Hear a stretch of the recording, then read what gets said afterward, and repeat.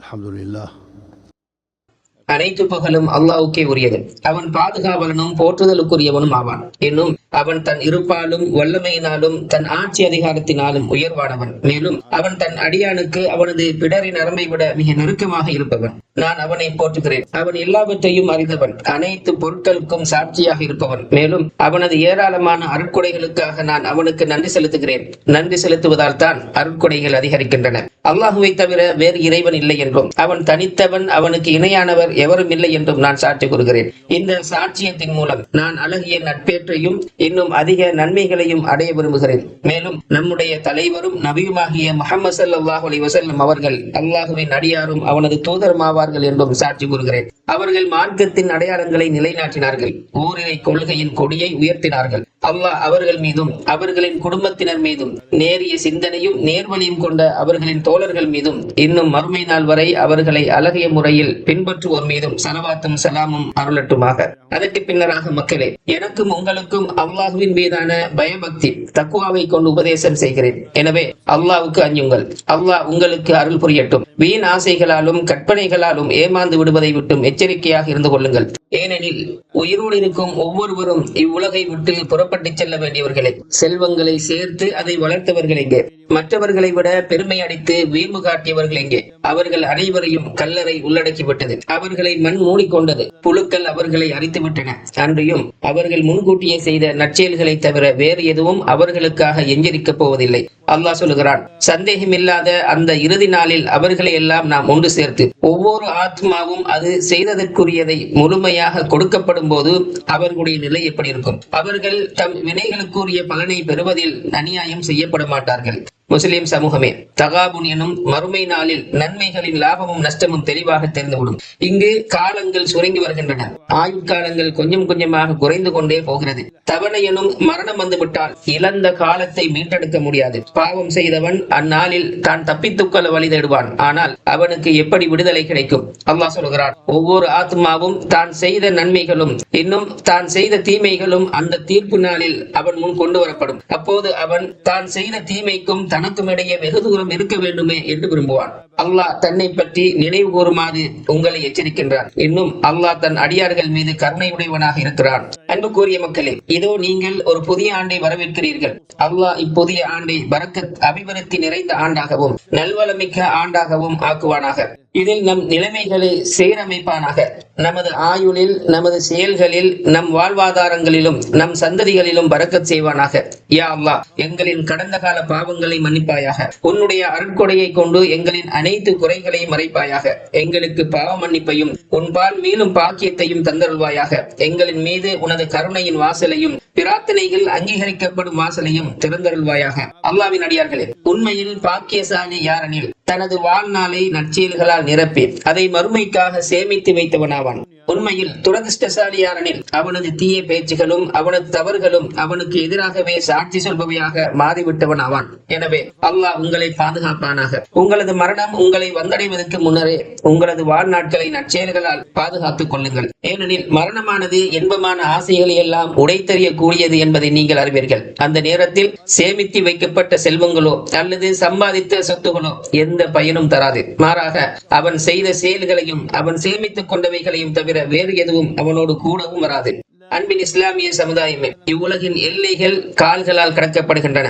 ஆனால் மறுமையின் பாதைகளோ உள்ளங்களால் கடக்கப்படுகின்றன. மறுமைக்கான பயணம் உள்ளங்களின் ஓட்டத்தால் கடக்கப்படுகிறது. இவ்வுலக பயணமோ உடல்களின் நகர்வால் கடக்கப்படுகிறது. இன்னும் உள்ளங்களிலே அல்லாஹ்வுக்கு மிக விருப்பமானது எதுவெனில் தன் இறைவனுக்காக முழுமையாக பணிந்து தன் எஜமானுக்கு முன்னால் முற்றிலும் தலை வணங்கி இருக்கும் உள்ளமையாகும். அத்தகைய உள்ளத்தை கொண்டவர் தன் இறைவனிடம் உள்ள வெட்கத்தினாலும் கூச்சத்தினாலும் தலை நிமிர்த்தியவராக அல்லாமல் தலை குனிந்தவராக இருப்பார். இன்னும் அவர் விழிப்புணர்வான உள்ளம் கொண்டவராகவும் எப்போதும் இறைவனுடன் அந்தரங்கமாக உரையாடக்கூடியவராகவும் இருப்பார். மேலும் தன் இறைவனிடம் அடக்கலம் தேடும் தேவையுடைய ஒரு ஏழையை போல அவனிடமே உதவி தேடுபவராகவும் இருப்பார்.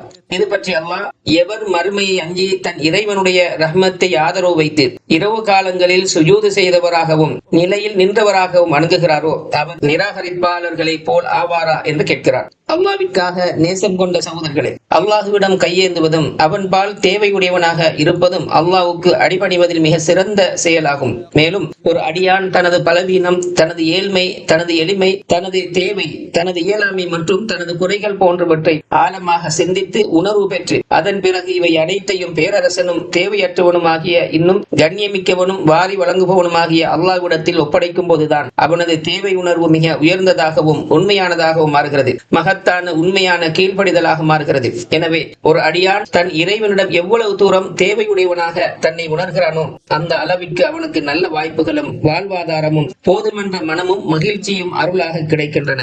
அல்லாஹ்வின் அடியார்களே, அல்லாஹ்விடம் தேவையுடையவனாக இருப்பதன் உண்மையான பொருள் என்னவெனில், ஒரு அடியான் கண்ணிமைக்கும் நேரம் கூட தன் இறைவனின் உதவியின்றி தன்னால் வாழ முடியாது என்றும் அவனிடமிருந்தே அன்று வெற்றி கிடையாது இன்னும் அவனுடைய நாட்டம், வல்லமை, இலகுபடுத்துதல், உதவி புரிதல் போன்றவை இல்லாமல் எதற்கும் சக்தி பெற மாட்டான் என்பதையும் உறுதியாகவும் சந்தேகமின்றியும் அறிந்து வைத்திருப்பதாகும். அல்லாஹ்விடம் தேவையுடையவனாக வாழும் அடியான் தன் மார்க்க மற்றும் உலக விவகாரங்கள் அனைத்திலும் தன் ஏழ்மையையும் தேவையையும் எப்போதும் உணர்ந்த வண்ணமே இருப்பான்.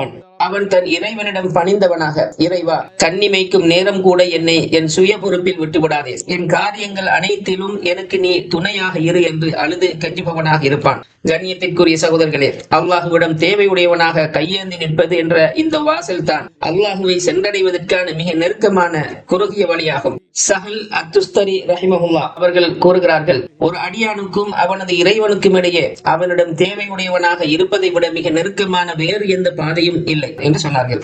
அடியான் தன் இறைவனிடம் எந்த அளவுக்கு தேவையுடையவனாக தன்னை ஆக்கிக் கொள்கிறானோ அந்த அளவுக்கு அவன் இறைவனை நெருங்கி விடுகிறான். அவனிடம் மிக கண்ணியமிக்கவனாகவும் அவனுக்கு மிகவும் பிரியமானவனாகவும் ஆகிவிடுகிறான். எனவே அல்லாஹ்விடம் நீ மிக அதிகமாக தேவையுடையவனாக இருக்கும் போதே அவன் அதிகமாக வாரி வழங்குபவனாக இருக்கிறான். இன்னும் அவனிடத்திலே நீ அதிக பணிவுள்ளவனாக இருக்கும் நிலையிலே அல்லாஹ் உன்னிடத்தில் மிக நெருக்கமாக இருக்கிறான். ஒரு அடியான் அல்லாஹுவை பற்றி எந்த அளவுக்கு அதிகமாக அறிகிறானோ அந்த அளவுக்கு அவனது பணிவு மகத்தானதாகவும் உண்மையானதாகவும் இருக்கும்.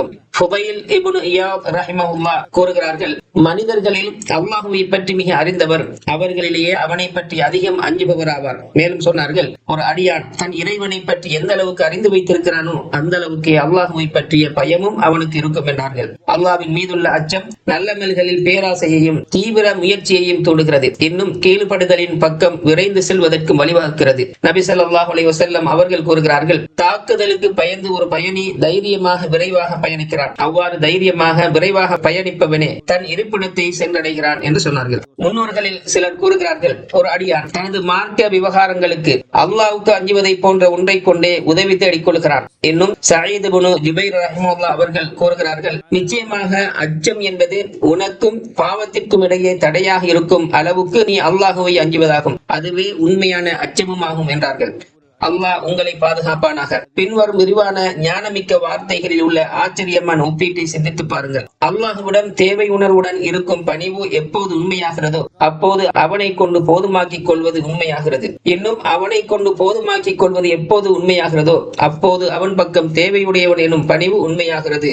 முஸ்லிம்களே, ஒரு அடியானை அல்லாஹ்விடம் தேவையுடையவன் எனும் பணிவு நிலைக்கு உயர்த்துபவை யாதெனில் பிரார்த்தனை செய்தல், உதவி தேடுதல், தவக்குள் வைத்தல், கண்காணிக்கப்படுகிறேன் எனும் உணர்வு, பணிவாக இருத்தல், ஆதரவு கொள்ளுதல், மீளுதல், பயம், அன்பு, தொடர்ச்சியாக திக்ர் செய்தல், பாவ மன்னிப்பு தேடுதல், இரகசியத்திலும் பரகசியத்திலும் அல்லாஹ்வுக்கு அஞ்சுதல் மற்றும் அல்லாஹ்வின் கட்டளைகளையும் விலக்கல்களையும் கண்ணியப்படுத்துதல் ஆகியவைகளாகும். எனவே கட்டுப்படுதலின் முழுமைத்துவம் என்பது அல்லாஹ்வின் பக்கம் தேவையுடையவனாகவும் பணிவோடு இருப்பதிலுமே உள்ளது.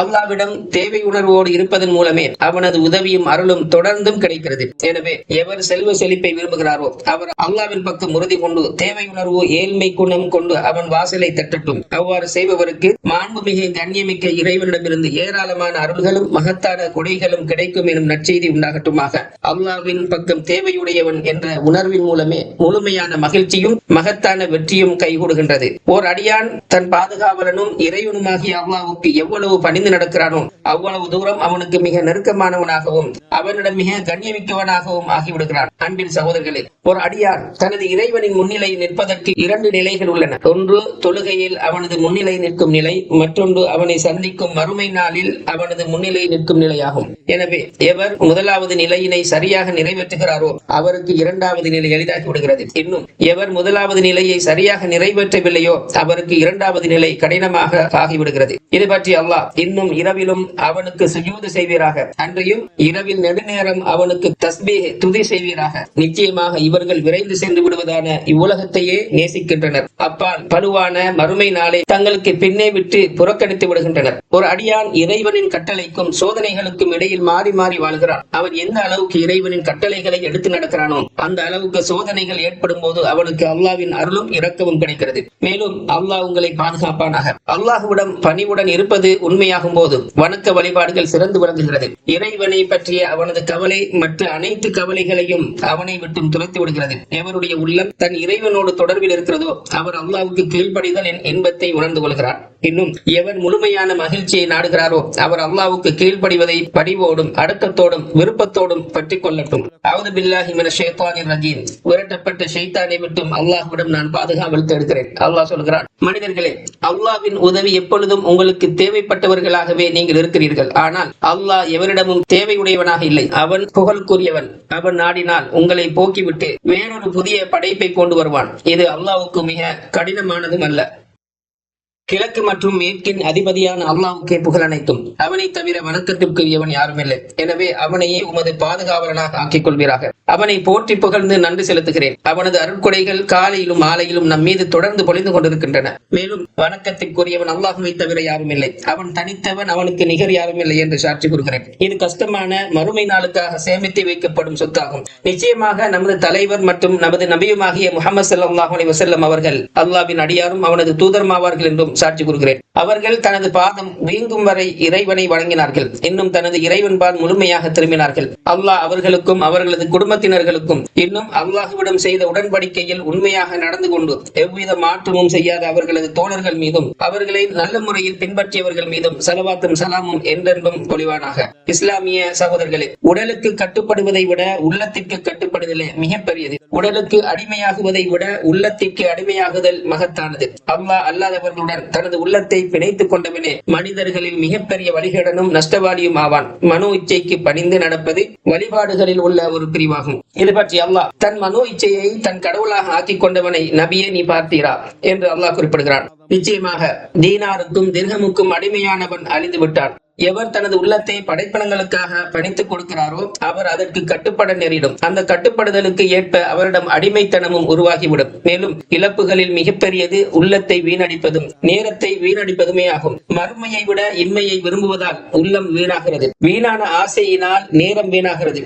மனோ இச்சையை பின்பற்றுவதாலும் வீணான ஆசைகளாலுமே குழப்பங்கள் ஏற்படுகின்றன. இன்னும் நேர்வழியை பின்பற்றுவதிலும் இறைவனை சந்திக்க தயாராவதிலும் சீர்திருத்தம் இருக்கிறது. மேலும் அல்லாஹ்வின் பக்கம் பணிவுள்ளவராக இருப்பதை விட்டும் தூரமாக இருப்பது பெருமைக்கு இட்டுச் செல்கிறது. இதை பற்றி அல்லாஹ், நிச்சயமாக எனக்கு வழிபடுவதை புறக்கணித்து பெருமை அடிப்பவர்கள் இழிவடைந்தவர்களாக நரகில் நுழைவார்கள் என்று குறிப்பிடுகிறார். அறிந்து கொள்ளுங்கள், தடங்கள் என்பது 3 விடயங்களில் உள்ளது. அவை ஷிர்க் எனும் இணை வைப்பு, பித்அத் எனும் நூதனங்கள் மற்றும் பாவமாகும். இதில் தௌஹீதின் மூலமே இணை வைப்பு நீங்குகிறது. நபி வழியை கடைபிடிப்பதன் மூலமே பித்அத்துகள் நீங்குகின்றன. உண்மையான பாவ மன்னிப்பின் மூலமே பாவங்கள் நீங்குகின்றன. அல்லாஹ் உங்களுக்கு அருள் புரிவானாக. அல்லாஹ்வுக்கு அஞ்சிக் கொள்ளுங்கள். உங்களது புதிய ஆண்டை பாவ மன்னிப்புடனும் நற்செயல்களுடனும் வரவேற்றுக் கொள்ளுங்கள். நாட்கள் என்பவை ஆயுளின் அளவுகோல்களாகவும் அமல்களுக்கான நேரங்களாகவும் இருக்கின்றன. இன்னும் வாழ்க்கை விரைவாக முடிகிறது. நாட்கள் யாவும் கடந்து செல்கின்றன. ஒரு மூமினின் செயல்கள் மரணம் வரும் வரை முடிவதில்லை. மரணத்தை தவிர மூமின்களின் செயல்களுக்கு அல்லாஹ் வேறு எந்த காலக்கெடுவையும் விதிக்கவில்லை. இது பற்றி அல்லாஹ், உமக்கு மரணம் வரும் வரை உமது இறைவனை வணங்குவீராக என்று குறிப்பிடுகிறார். ஆக வாழ்க்கையின் ஒவ்வொரு நேரத்திலும் அல்லாஹ்வுக்கான வழிபாடுகளில் ஒரு வழிபடுதல் இருக்கவே செய்கிறது. இன்னும் ஒரு அடியான் அல்லாஹ்வில் ஆதரவு வைத்தவனாகவும் அவன் மீது அச்சம் கொண்டவனாகவுமே தன் இறைவனை நெருங்குகிறான். நிச்சயமாக உங்களது நபியாகிய முஹம்மது ஸல்லல்லாஹு அலைஹி வஸல்லம் அவர்கள் ஆஷூரா தினத்தில் நோன்பை நோக்குமாறு உங்களுக்கு ஆர்வம் ஊட்டியுள்ளார்கள். எனவே அந்த நோன்பை நோட்பதில் ஆர்வம் காட்டுங்கள். அல்லாஹ் உங்களுக்கு அருள் புரிவானாக. நபி ஸல்லல்லாஹு அலைஹி வஸல்லம் அவர்கள் சொன்னதாக அனஸ் ரலியல்லாஹு அன்ஹு அவர்கள் அறிவிக்கிறார்கள், ஆஷூரா நாளின் நோன்பினால் அதற்கு முந்தைய வருடத்தின் பாவங்களை அல்லாஹ் மன்னிக்க வேண்டும் என நான் அவனில் ஆதரவு வைக்கிறேன் என்று கூறினார்கள். மேலும் இப்னு அப்பாஸ் ரலியல்லாஹு அன்ஹுமா அவர்கள் நபி அவர்களை தொட்டு அறிவிக்கிறார்கள், யூதர்களுக்கு மாறு செய்யுங்கள். எனவே அதற்கு முந்தைய ஒரு நாள் அல்லது அதற்கு பிந்தைய ஒரு நாள் நோன்பு நோட்டுக் கொள்ளுங்கள். மற்றொரு அறிவிப்பில் அதற்கு முந்தைய ஒரு நாளும் அதற்கு பிந்திய ஒரு நாளும் நோன்பு நோட்டுக் கொள்ளுங்கள் என்று சொன்னார்கள். நபி ஸல்லல்லாஹு அலைஹி வஸல்லம் அவர்கள் சொன்னதாக அப்துல்லாஹ் இப்னு அப்பாஸ் ரலியல்லாஹு அன்ஹு அவர்கள் சொல்கிறார்கள், நான் அடுத்த ஆண்டு வரை உயிரோடு இருந்தால் நிச்சயமாக 10வது நாளுடன் 9வது நாளும் நோன்பு நோட்பேன் என்றார்கள். அதன் பின்னராக அருளாகவும் கொடையாகவும் அனுப்பப்பட்ட உங்கள் நபி முஹம்மது ஸல்லல்லாஹு அலைஹி வஸல்லம் அவர்கள் மீது ஸலவாத்தும் ஸலாமும் சொல்லுங்கள். இதனை அல்லாஹ் உங்களுக்கு கட்டளையிடுகிறான். அல்லாஹ் சொல்கிறான், இந்த நபியின் மீது அல்லாஹ் அருள் புரிகிறான். மலக்குகளும் அவருக்காக அருளை தேடுகின்றனர். மூமின்களே, நீங்களும் அவர்கள் மீது ஸலவாத்து சொல்லி அவர் மீது ஸலாமும் சொல்லுங்கள். யா அல்லாஹ், உனது அடியாரும் உனது தூதருமாகிய எங்கள் நபி முஹம்மது ஸல்லல்லாஹு அலைஹி வஸல்லம் அவர்கள் மீது, அவர்களது குடும்பத்தினர், அவர்களது மனைவியர் மற்றும் அவரது சந்ததியினர் மீதும் ஸலவாத்தும் ஸலாமும் பரக்கத்தும் பொழிவாயாக. மேலும் இறைவா, நேர்வழிப்பற்ற 4 கலீஃபாக்களான அபூபக்கர், உமர், உஸ்மான் மற்றும் அலி ரலியல்லாஹு அன்ஹும் ஆகியோரை பரிந்து கொள்வாயாக. மற்ற அனைத்து தோழர்களையும் தாபியன்களையும் மற்றும் தீர்ப்பு நாள் வரை அவர்களை நல்ல முறையில் பின்பற்றுபவர்களையும் பரிந்து கொள்வாயாக. சங்கை மிக்கவனே, உனது மன்னிப்பு, உனது கொடை மற்றும் உனது உபகாரத்தை கொண்டு அவர்களுடன் எங்களையும் பரிந்து கொள்வாயாக. யா அல்லாஹ், இஸ்லாத்திற்கும் முஸ்லிம்களுக்கும் கண்ணியத்தை வழங்குவாயாக. ஷிர்கையும் முஷ்ரிக்குகளையும் இழிவுபடுத்துவாயாக. இன்னும் மார்க்கத்தின் எல்லையை பாதுகாப்பாயாக. மூமின்களான உனது அடியார்களுக்கு உதவி புரிவாயாக. அக்கிரமக்காரர்களையும் நாஸ்திகர்களையும் ஏனைய மார்க்கத்தின் அனைத்து எதிர்களையும் தோற்கடித்து விடுவாயாக. யா அல்லாஹ், உனது மார்க்கத்திற்கும் உனது வேதத்திற்கும் உனது நபியின் வழிமுறைக்கும் உனது சாலிகான அடியார்களுக்கும் உதவி புரிவாயாக. யா அல்லாஹ், எங்கள் தாயகங்களில் எங்களுக்கு அமைதியை தருவாயாக. எங்கள் தலைவர்களையும் எங்கள் விவகாரங்களுக்கு பொறுப்பேற்றுள்ள ஆட்சியாளர்களையும் சீர்திருத்துவாயாக. அகிலத்தாரின் இறைவனே, உனக்கு அஞ்சி உன்னை பயந்து உனது பொருத்தத்தை பின்பற்றுபவர்களிடம் எங்கள் ஆட்சி பொறுப்பை ஒப்படைப்பாயாக. யா அல்லாஹ், எங்களது தலைவருக்கும் எங்களது விவகாரங்களின் பொறுப்பாளருமாகிய இரு புனித தலங்களின் பணியாளரை சத்தியத்தை கொண்டும் தௌஃபீக் மற்றும் சரியான வழிகாட்டுதலை கொண்டும் பலப்படுத்துவாயாக. இன்னும் நீ எதனை நேசிக்கிறாயோ, எதனை புரிந்து கொள்கிறாயோ அதன்பால் அவருக்கு தௌஃபீக் செய்வாயாக. நன்மை மற்றும் இறை பக்தியின் பக்கம் அவர்களை வழிநடத்தி செல்வாயாக. அவருக்கு நல்ல ஆலோசகர்களை வழங்குவாயாக. அவர் மூலம் உனது மார்க்கத்திற்கு கண்ணியம் அளிப்பாயாக. அவர் மூலம் உனது கலிமாவை உயர்வடைய செய்வாயாக. அவரை இஸ்லாத்திற்கும் முஸ்லிம்களுக்கும் ஒரு உதவியாக ஆக்குவாயாக. மேலும் அவர் மூலம் முஸ்லிம்களின் வார்த்தையை சத்தியம் மற்றும் நேர்வழியின் மீது ஒன்று திரட்டுவாயாக. யா அல்லாஹ், அவருக்கும் அவருடைய பட்டத்திலவரசருக்கும் இன்னும் அவருடைய சகோதரர்களுக்கும் அவர்களுடைய உதவியாளர்களுக்கும் சத்தியத்தின் பக்கமும் நேர்வழியின் பக்கமும் இன்னும் அடியார்களுக்கும் தேசத்திற்கும் எது நன்மை தருமோ அதன் பக்கமும் செயல்பட தௌஃபீக் செய்வாயாக. யா அல்லாஹ், எங்களது எல்லைகளிலும் காவல் அரண்களிலும் நிலைத்து நின்று காவல் புரியும் எங்களது இராணுவ வீரர்களையும் பாதுகாப்பு படையினரையும் பாதுகாத்து அவர்களுக்கு உதவி புரிவாயாக. வல்லமை மிக்கவனே, கண்ணியமிக்கவனே, யா அல்லாஹ், உனது ஆதரவை கொண்டு அவர்களை பலப்படுத்துவாயாக.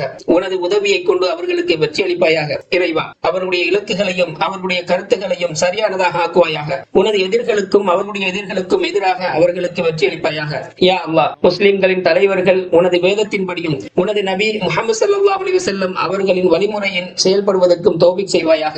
மேலும் அவர்களை உனது மூமின்களான அடியார்களுக்கு ஒரு அருளாக ஆக்குவாயாக.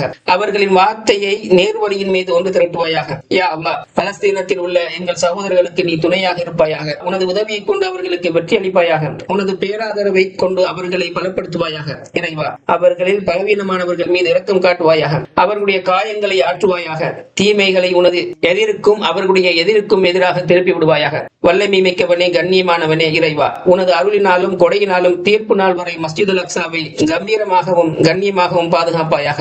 யா அல்லாஹ், தீயோர்களின் தீங்களில் இருந்தும் பாவிகளின் சூழ்ச்சிகளில் இருந்தும் இரவிலும் பகலிலும் திடீரென ஏற்படும் ஆபத்துகளின் தீங்குகளில் இருந்தும் எங்களை பாதுகாப்பாயாக. எங்களது இறைவா, எங்களுக்கு இம்மையிலும் நன்மையை வழங்குவாயாக, மறுமையிலும் நன்மையை வழங்குவாயாக. மேலும் நரக நெருப்பின் வேதனையிலிருந்து எங்களை காத்தருள்வாயாக.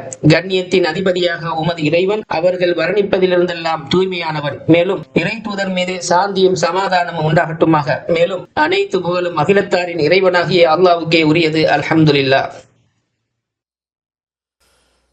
الله أكبر الله أكبر أشهد أن لا إله إلا الله أشهد أن محمد رسول الله حي على الصلاة حي على الفلاح قد قامت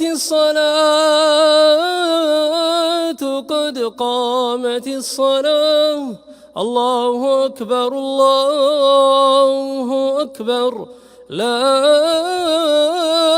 إله إلا الله. لا إله إلا الله. استووا الله أكبر الله أكبر.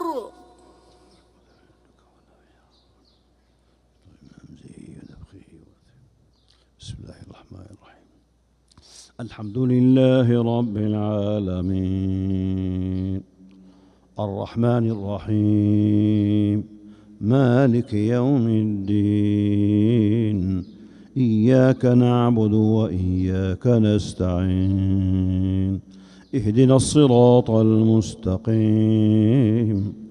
صراط الذين أنعمت عليهم غير المغضوب عليهم ولا الضالين آمين. بسم الله الرحمن الرحيم. ألهاكم التكاثر حتى زرتم المقابر كلا سوف تعلمون ثم كلا سوف تعلمون كلا لو تعلمون علم اليقين لترون الجحيم ثم لترونها عين اليقين ثم لتسألن يومئذ عن النعيم. الله أكبر.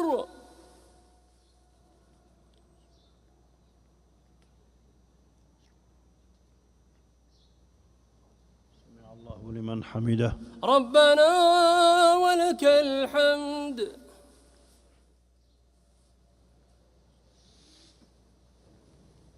الله أكبر. الله أكبر.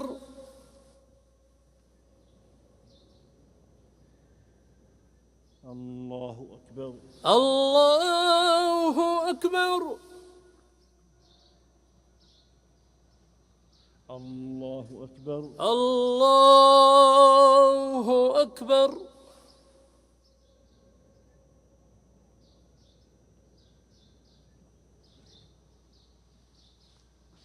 الله أكبر. الله أكبر. الحمد لله رب العالمين الرحمن الرحيم مالك يوم الدين إياك نعبد وإياك نستعين اهدنا الصراط المستقيم صراط الذين أنعمت عليهم غير المغضوب عليهم ولا الضالين آمين. بسم الله الرحمن الرحيم. أرأيت الذي يكذب بالدين فذلك الذي يدع اليتيم ولا يحض على طعام المسكين فويل للمصلين الذين هم عن صلاتهم ساهون الذين هم يراءون ويمنعون الماعون. الله أكبر.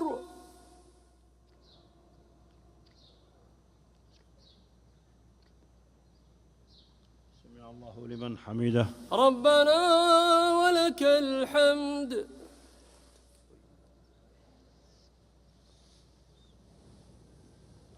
الله أكبر. الله أكبر.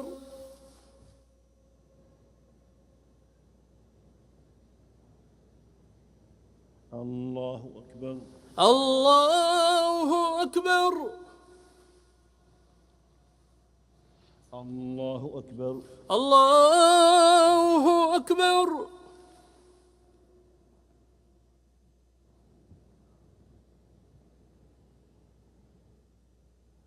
الله أكبر. الله أكبر.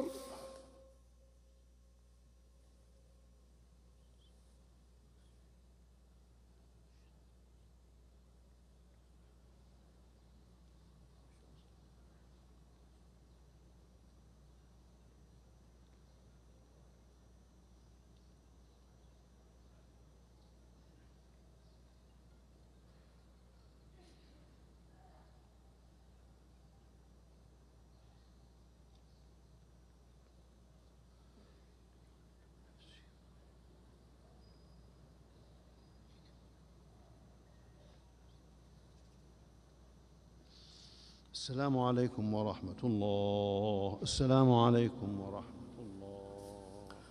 السلام عليكم ورحمة الله. السلام عليكم ورحمة الله.